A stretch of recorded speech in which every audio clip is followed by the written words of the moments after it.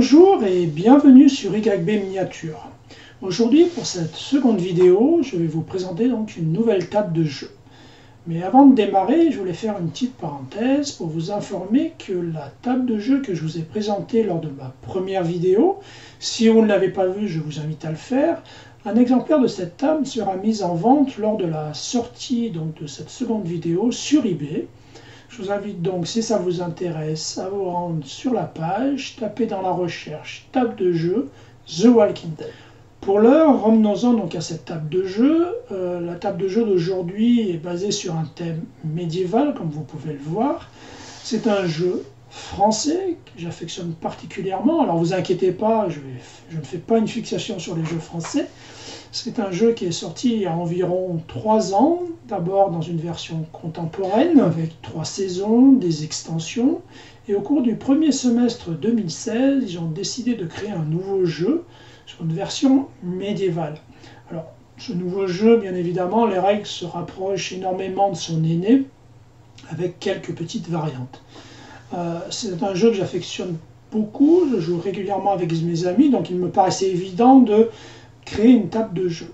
Alors cette table est composée en deux parties, 2 plateaux. Ces 2 plateaux sont terminés, donc c'est pour ça que je voulais vous les présenter aujourd'hui. Mais sachez que je suis en train de préparer 3 plateaux complémentaires qui sont en cours donc, de conception. Ce jeu, donc, il s'agit de Zombicide Black Plague, Zombicide la peste noire. Alors, toute la difficulté de la création de cette table résidait dans le fait que le jeu est conçu avec des plateaux et des zones. Et la difficulté a été de recréer ces zones parce que l'ensemble des règles fonctionnent grâce à ces zones pour le déplacement et pour diverses actions. Mais, trêve de bavardage, on passe tout de suite à la présentation de la table.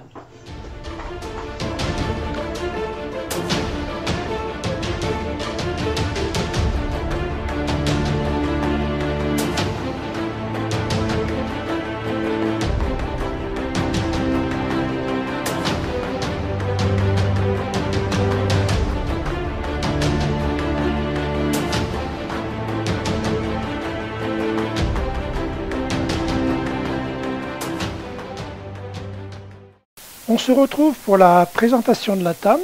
Donc cette table a été conçue sur une plaque en MDF de 10 mm d'épaisseur. La table mesure 40 cm par 40 cm pour le premier plateau, et il en sera de même pour le second. Donc cette table a été réalisée pour les parties sol avec du plâtre et également des plaques en liège. Alors, comme je vous l'avais expliqué un peu avant la présentation, toute la difficulté de réaliser la table donc, a été de trouver une solution de séparer et de définir les zones de jeu. Alors pour cela, concernant la partie plâtre, j'ai utilisé des moules Is-Art. Ce sont des moules que vous pourrez vous procurer sur internet sans problème. Alors il en existe énormément, hein. Donc des moules qui ont permis donc de préparer les pièces que vous pouvez voir ici, donc des pièces carrées, des pièces de différentes catégories, hein, relativement simples ici, puis un peu plus sophistiquées là, avec représentant des pavés, des pierres. Donc pour séparer les zones, on a en fait moulé plusieurs types de pièces. Les premières que vous pouvez voir ici, sont des pièces carrées qui vont représenter la zone, et ces zones vont être séparées par des pièces qui sont rectangulaires et un peu plus petites, que vous trouvez ici, également ici. Donc c'est ces petites pièces là rectangulaires qui vont permettre donc de délimiter les zones au sol, hein, sur le chemin qui se trouve ici et là. Pour la partie où, vous verrez plus tard, il y aura une bâtisse, un bâtiment, ça fonctionne de la même manière. Ici des plaques carrées qui vont être séparées par des petites plaques plus petites rectangulaires. C'est ça qui va donc, comme sur le chemin, séparer les zones. Pour ce qui est de la partie liège, hein, vous avez donc, je vais relever la plaque, vous avez donc des parties en liège ici, ici, également ici pour le jardin, et puis des petites plaques ici. Alors on va être obligé, comme je vous l'expliquais, d'aménager un petit peu des règles entre guillemets, c'est-à-dire qu'on va falloir définir avec les gens avec qui on joue quelles sont les zones. Alors pour la partie liège, moi je considère la route comme une zone. À gauche et à droite de la route, il s'agit de deux zones différentes. Ici, une zone également. Ici, une nouvelle zone et le jardin. Voilà. Pour agrémenter la table, donc plusieurs pièces ont été ajoutées. L'ensemble des pièces qui concernent donc les barrières sont également réalisées avec des moules Isar.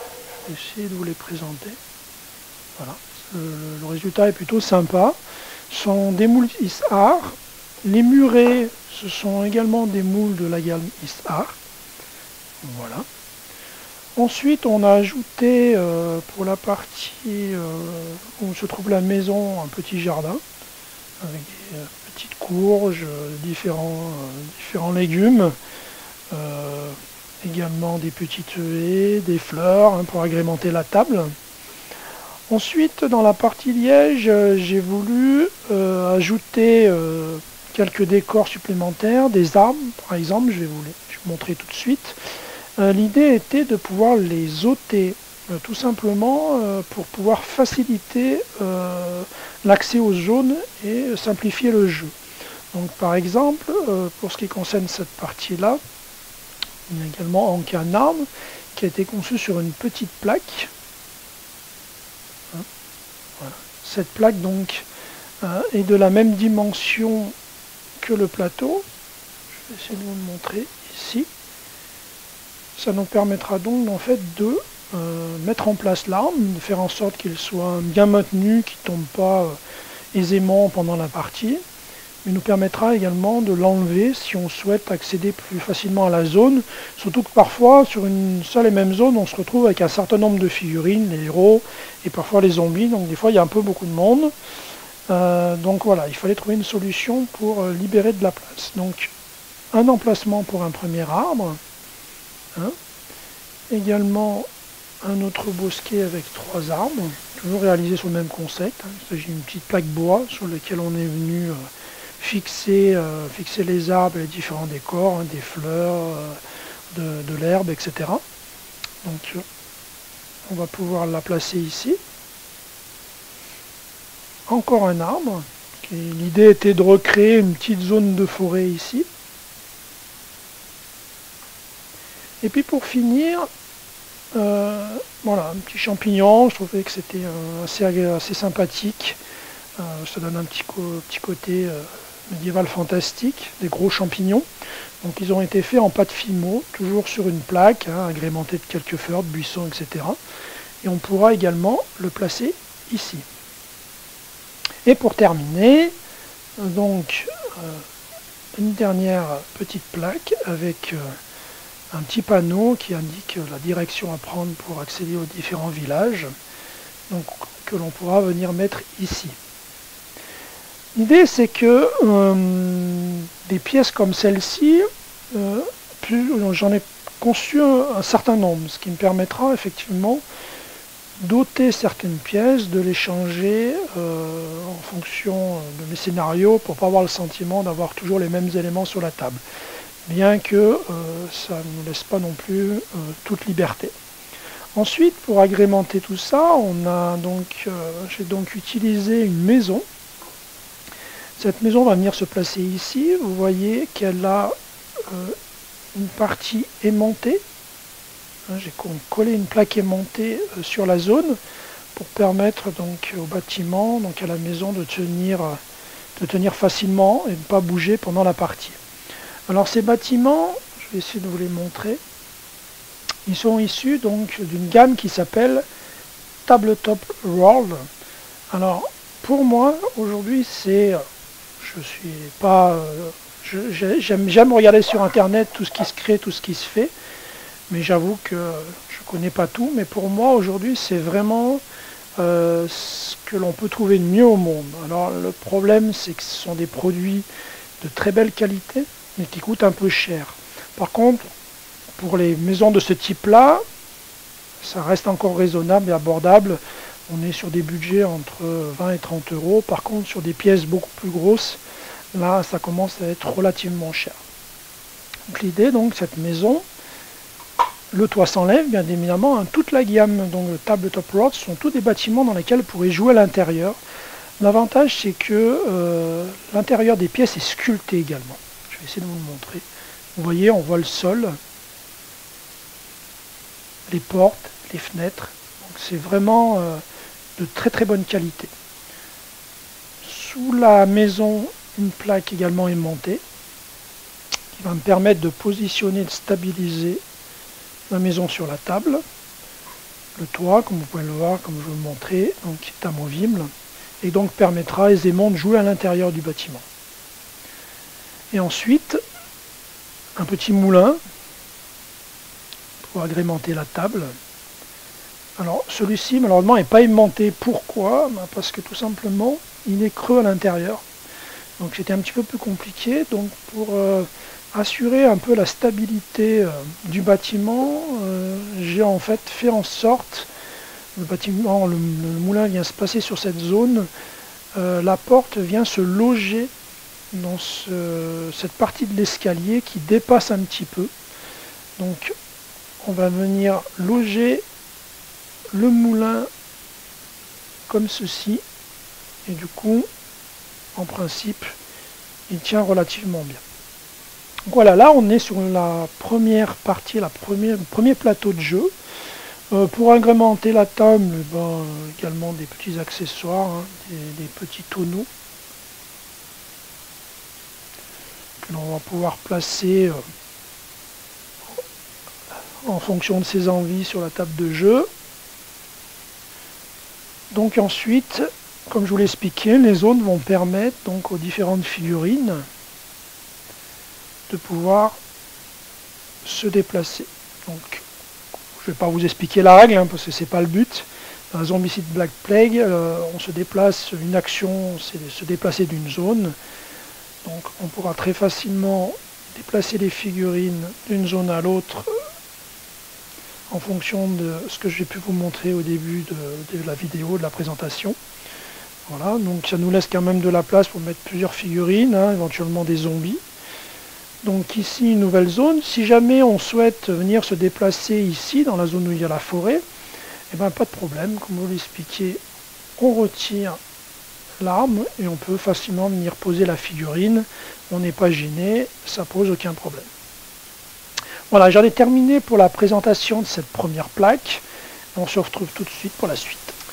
Donc pour la deuxième plaque du plateau de jeu, toujours même conception, hein, plaque en MDF de 10 mm, 40 par 40. Bien évidemment, ça permet de joindre les plateaux entre eux, faut forcément qu'ils fassent la même dimension. Donc là, il s'agit en fait de l'entrée d'un château, d'une ville fortifiée. Donc on utilisera également pour ça un bâtiment de la gamme Tabletop World. L'idée, et c'est ce qui me préoccupe à chaque fois que je réalise une table, c'est de faire en sorte que les bâtiments puissent s'enlever. Pourquoi? Deux raisons. La première, c'est que ce bâtiment, je peux avoir envie de l'utiliser pour autre chose. Pour une autre table de jeu, pour n'importe quoi. Donc il faut qu'il puisse s'enlever. Et deuxièmement, si je déplace ma table, c'est toujours problématique de déplacer des plaques de jeu avec des bâtiments qui sont conséquents, qui ont une taille assez importante, sans risquer de les abîmer. Donc là, vous voyez les décors de jeu. Donc là, on aura l'entrée du château. Et puis des rochers en fait qui viennent s'appuyer contre le château. Alors vous verrez, c'est pas très très beau forcément esthétiquement de ce côté, mais vous pouvez voir qu'on pourra venir y loger le bâtiment tout simplement sans prendre le risque donc d'abîmer le bâtiment, d'être obligé de le laisser coller. Voilà. Ici il y aura un petit pavé qui permet justement d'éviter que le bâtiment bouge. Il sera coincé également par cette partie et par ici. Voilà. Donc ici la partie pavée, hein, qui représentera donc déjà l'intérieur du village. Toujours le même concept. Donc des pavés moulés avec les moules ISAR carrés, qui sont un peu plus gros, qui définissent la zone, séparés par des pavés rectangulaires plus petits, qui vont délimiter les zones. Donc là, vous voyez, on a 1, 2, 3, 4, 5 zones. Et pareil pour la partie qui permet de sortir du château. Voilà. On considérera, moi pour le jeu, j'ai considéré donc le bâtiment va venir se loger dans des parties, vous voyez, qui sont en gris un peu plus foncé, qui ne sont pas peints complètement. Le bâtiment va venir se loger ici, donc on aura devant le bâtiment également une zone ici et une zone ici, c'est pareil, ça ces petits rectangles plus petits. Par contre, de ce côté, on aura une seule zone. Je vais donc maintenant vous présenter le château, déplacer un petit peu la table. Voilà, donc le château.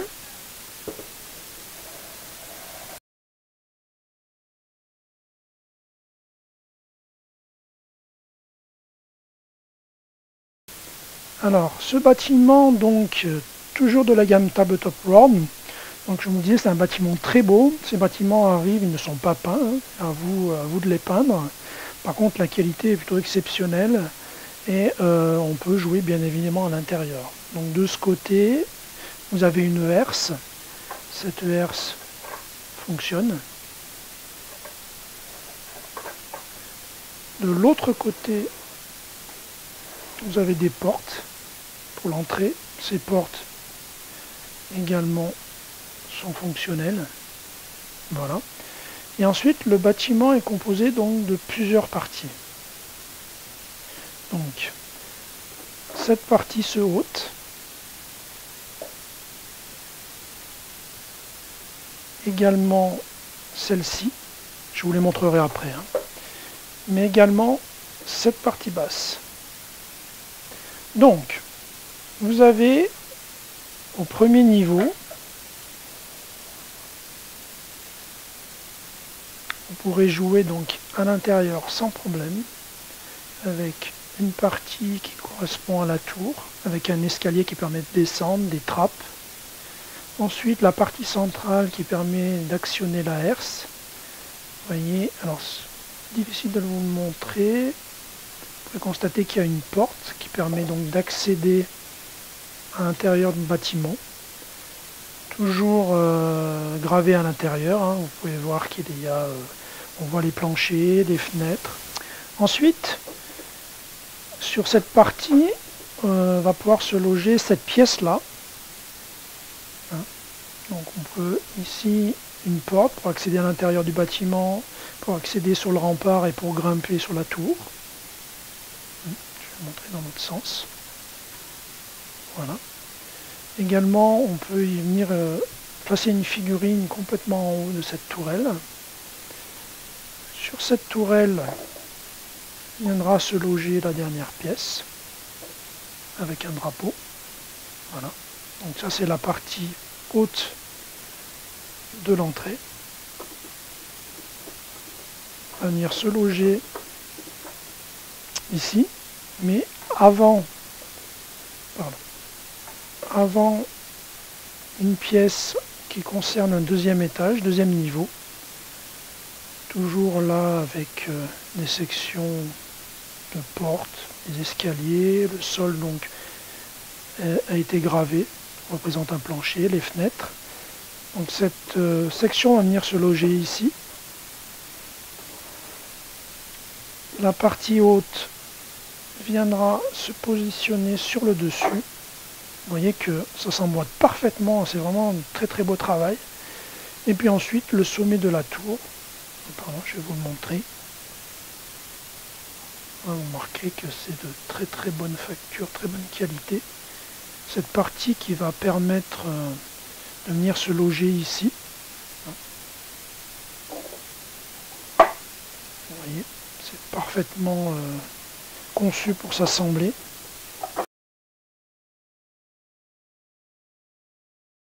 Cette pièce va venir se positionner sur la table de la manière suivante. Voilà. Donc c'est parfaitement tenu. Hein. par les décors qu'il y a devant, hein, comme je vous l'expliquais tout à l'heure. Et puis sur le côté, par le petit pavé qui se trouve ici et qui évite que le bâtiment puisse se déplacer. Voilà, donc là c'est l'intérieur du château et devant l'entrée avec la zone qui permet d'accéder à l'air, c'est à la porte d'entrée, et on trouvera également, comme je vous l'expliquais tout à l'heure, une zone à droite et à gauche, une zone avec un petit chemin et de l'herbe pour le déplacement des figurines. Donc une zone ici. On pourra concevoir donc déplacer vers cette zone, puis vers celle-ci dans un second temps. Ou peut-être même directement d'ici à cette zone-là. Après, ce qui est un petit peu compliqué au niveau de Zombicide Black Plague par rapport aux zones, c'est que normalement, initialement, on n'a pas le droit de se déplacer en diagonale. Donc quand on conçoit la table, c'est pas toujours facile de faire en sorte que toutes les zones tombent correctement, sachant qu'on vient y placer des bâtiments qui ont des formes un peu bizarres. Mais voilà, l'idée c'est de faire au mieux et puis de se mettre d'accord sur le déplacement et les zones en début de partie avec vos amis. Cette vidéo est à présent terminée. Si elle vous a plu, n'hésitez pas à cliquer sur un pouce en l'air. Et nous, on se retrouve très bientôt pour une prochaine vidéo. Salut!